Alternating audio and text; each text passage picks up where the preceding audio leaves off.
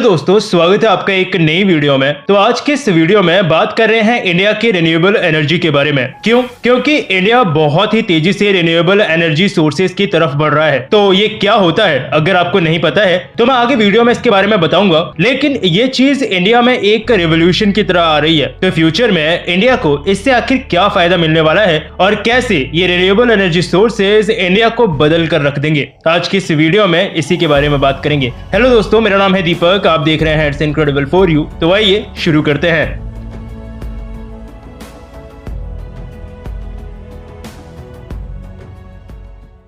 तो वैसे तो मैं सीधे वीडियो के टॉपिक पे शुरुआत कर सकता हूं कि कैसे इंडिया रिन्यूएबल एनर्जी सोर्सेज के यूजेज की तरफ आगे बढ़ रहा है, लेकिन उससे पहले आपको ये चीज बता देता हूं कि रिन्यूएबल एनर्जी सोर्सेज आखिर क्या होते हैं। तो देखो, रिन्यूएबल एनर्जी का नाम ही ये चीज बताता है कि ये वो एनर्जी है जो कि रिन्यू हो सकती है। जैसे मतलब आपने सोलर फार्म्स देखे होंगे जहां सोलर पैनल्स की मदद से धूप से एनर्जी बनाई जाती है। ये आजकल इंडिया में घरों में भी कई जगहों पर यूज किया जाता है। ऐसे ही विंड फार्म्स हो गए जहां विंड एनर्जी की मदद से इलेक्ट्रिसिटी वगैरह बनाई जाती है। तो ये होते हैं रिन्यूएबल एनर्जी सोर्सेज। और ये होती है क्लीन एनर्जी, यानी सोलर पैनल्स या विंड फार्म्स एनर्जी बनाते वक्त हम कोई पोल्यूशन क्रिएट नहीं करते हैं, जिस वजह से ये इन्वायरमेंट के लिए भी अच्छा होता है। तो एक आइडिया आपको जरूर लग गया होगा कि ये क्या होता है, और एटलीस्ट ये पता लग गया होगा कि ये चीज फायदेमंद ही होती है। और ये चीज इंडिया में कुछ समय पहले से बहुत ही तेजी से चेंज हुई है।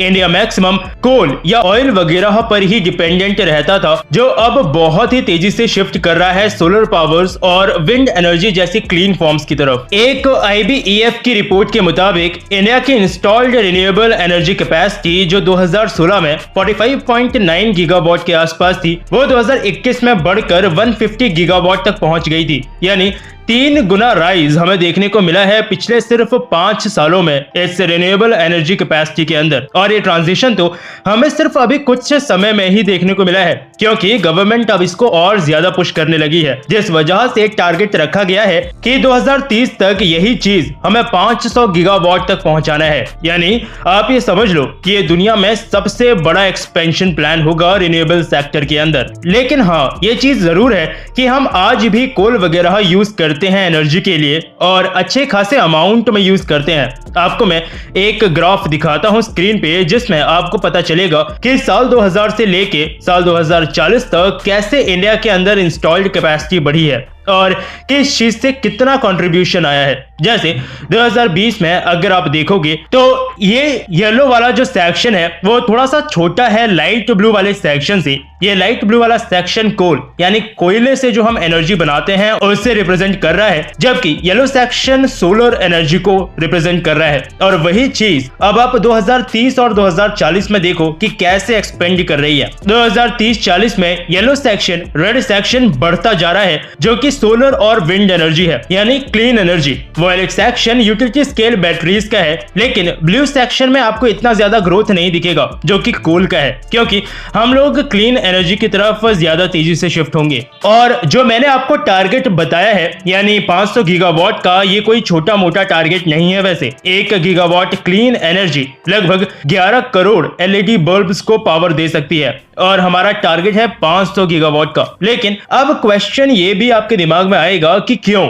मतलब अगर हमारे पास ऑलरेडी दूसरे सोर्सेज हैं तो फिर क्लीन एनर्जी की तरफ जाने का कोई स्पेशल रीजन? क्योंकि देखो, क्लीन एनर्जी प्रोड्यूस तो होती है, लेकिन उसके लिए पहले पैसा लगाना पड़ेगा। चाहे हम सोलर पार्क्स बनाएं, चाहे विंड फार्म्स बनाएं, कोई फ्री में तो बनाएगा नहीं। तो इसके एक्चुअली कुछ कारण हैं, जिनमें से एक है क्लाइमेट चेंज। एक अच्छा रीजन कि क्यों हम लोग क्लीन एनर्जी की तरफ बढ़ रहे हैं। ऐसा तो है नहीं कि इंडिया में पोल्यूशन की कमी हो, बहुत पहले से ही बहुत ज्यादा है। और दूसरा ये है कि क्लीन एनर्जी एक्चुअली में एक सस्ता सोर्स है एनर्जी का, यानी वो एनर्जी आपको प्राइस के हिसाब से भी सस्ती पड़ेगी। यानी क्लियरली आपको यहीं पर इसके 2 फायदे तो दिख गए। और फ्यूचर में एनर्जी का सोर्स ये रिन्यूएबल एनर्जी सोर्सेज ही होंगे, क्योंकि ऑयल कोल, ये सब वो सोर्सेज हैं जो लिमिटेड हैं। सूरज की धूप और धरती पर चलती हवा की तरह ये हमेशा नहीं रहेंगे, यानी हमें दूसरे अल्टरनेटिव्स की तरफ देखना ही है, आज नहीं तो कल। और इसीलिए आज इंडिया के अंदर दुनिया के सबसे बड़े सोलर पार्क्स मौजूद हैं। दुनिया का सबसे बड़ा पार्क राजस्थान में मौजूद भादला 5700 हेक्टेयर यानी लगभग 14,000 एकड़ की जमीन में फैला है और इसकी टोटल कैपेसिटी है 2245 मेगावाट। तो अब यहाँ पे ये चीज तो समझ में आ गई कि हमें इसकी जरूरत क्यों है। और जैसा मैंने बोला कि इंडिया इसमें काफी तेजी से ग्रो कर रहा है, तो क्या इंडिया एक तरह से रिन्यूएबल एनर्जी हब बन सकता है दुनिया का? तो देखो, हाँ, ये बिल्कुल पॉसिबल है, क्योंकि इंडिया के अंदर गवर्नमेंट का भी काफी पुश मिल रहा है एनर्जी सेक्टर को, या कहें तो ग्रीन एनर्जी सेक्टर को, क्योंकि ये चीज गवर्नमेंट भी जानती है कि एनर्जी सबकी जरूरत है। इंडिया में चाहे इन्वेस्टमेंट लाना हो, फैक्ट्रीज ही लगानी हो, कंपनीज चलानी हो, एनर्जी तो चाहिए है। यानी ये चीज सिर्फ इस चीज तक लिमिटेड नहीं है कि यह पोल्यूशन को कम करेगा। हाँ, क्लाइमेट चेंज में वैसे फायदा जरूर देगा, लेकिन ये और बहुत चीजों को फायदा पहुंचाता है। ग्रीन एनर्जी सेक्टर में इंडिया के अंदर इन्वेस्टमेंट भी अच्छा खासा इंप्रूव कर रहा है। और जैसा मैंने पहले बोला, क्योंकि इंडिया एक ग्रो करता कंट्री है, हमारी इकोनॉमी काफी तेजी से राइज कर रही है, यानी हमें काफी जगहों पे एनर्जी की जरूरत है।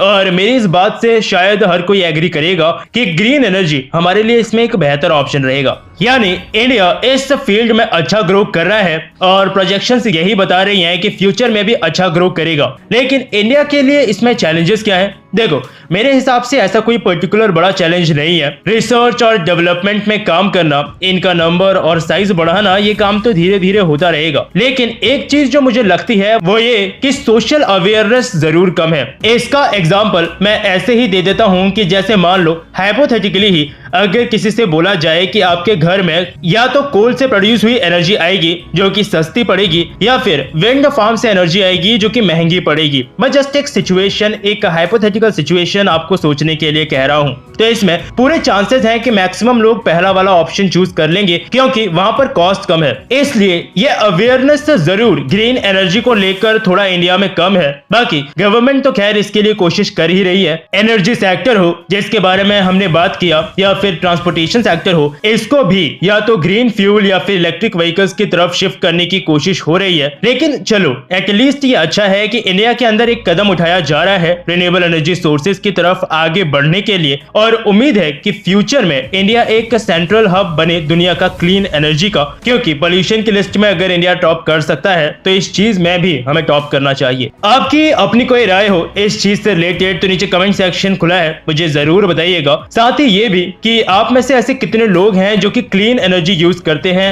अपने घरों में, क्योंकि मैंने कई बार देखा है लोगों को अपने घरों पे सोलर पैनल्स लगाते हुए और उससे एनर्जी को यूज करते हुए। आप में से ऐसा कोई करता है क्या? नीचे कमेंट सेक्शन में जरूर बताइएगा। तो बस अभी के लिए इस वीडियो में इतना ही। वीडियो पसंद आई हो तो लाइक और शेयर जरूर कीजिएगा। फिर मिलूंगा आपसे एक और नए इंटरेस्टिंग टॉपिक की एक नई वीडियो के साथ। तब तक के लिए अलविदा।